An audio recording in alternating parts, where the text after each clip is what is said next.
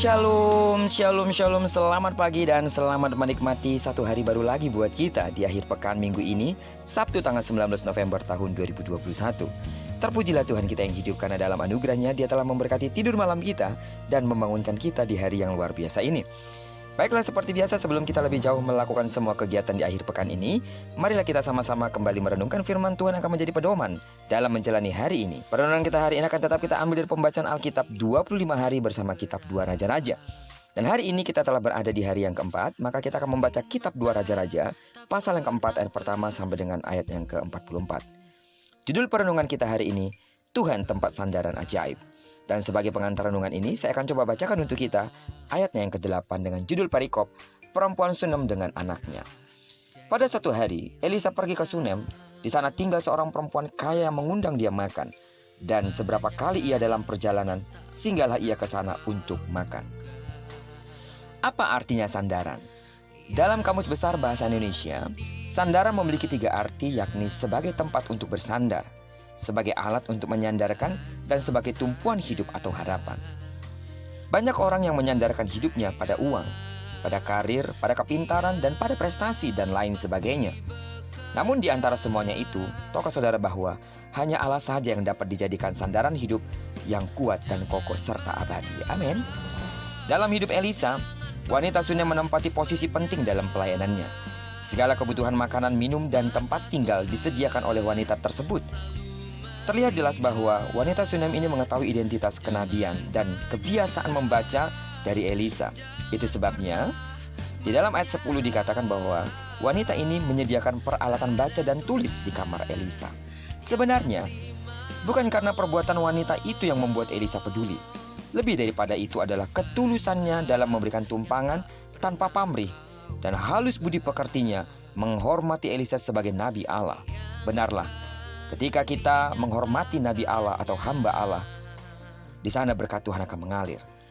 Walaupun wanita itu tidak meminta balas jasa, tetapi Elisa ingin memberikan sesuatu yang bernilai atas kebaikan hatinya, yaitu seorang anak.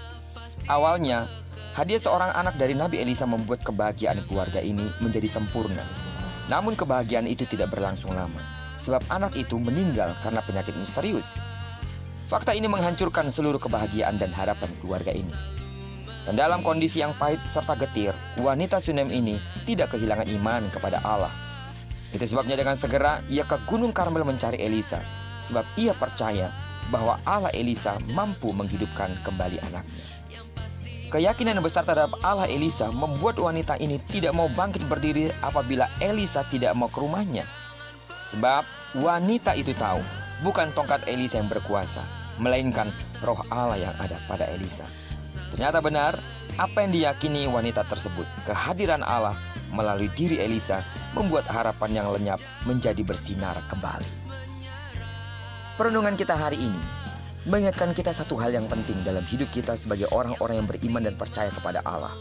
Tidak ada tempat sandaran yang dapat menjamin kehidupan kita atas setiap persoalan yang kita hadapi. Allahnya Elisa adalah Allahnya kita yang kita kenal dalam nama Yesus. Kalau Allahnya Elisa dapat membangkitkan anak wanita Sunem ini, karena dia melakukan hal yang benar di mata Tuhan, menghormati hambanya, dan melakukan banyak hal bagi pekerjaan Tuhan melalui Elisa. Dengan demikian ia juga akan melakukan hal yang sama dengan kita. Saat kita berjalan di jalan yang benar, melakukan hal-hal yang benar di hadapan Allah, peduli kepada sesama, peduli kepada hamba Tuhan, menghormati mereka seperti kita menghormati Allah, memberikan apa yang kita bisa lakukan bagi pekerjaan Tuhan. Allah tidak akan pernah berdiam saat kita memerlukan pertolongannya. Kalau Dia telah menolong wanita Sunem ini, Dia juga pasti akan menolong kita. Hanya saja lakukan bagian kita sebagai orang-orang yang telah menerima kasih karunia Allah, sebagai orang-orang percaya kepada Tuhan. Lakukan hal yang benar dan layanilah Tuhan. Amin. Diberkatilah kita sepanjang hari ini dan digenapi firman yang berjanji bahwa apa yang dikerjakan tangan kanan dan tangan kiri kita dibuatnya berhasil. Kemanapun kaki kanan, kaki kiri kita melangkah di sana kemuliaan Tuhan akan dinyatakan. Amin.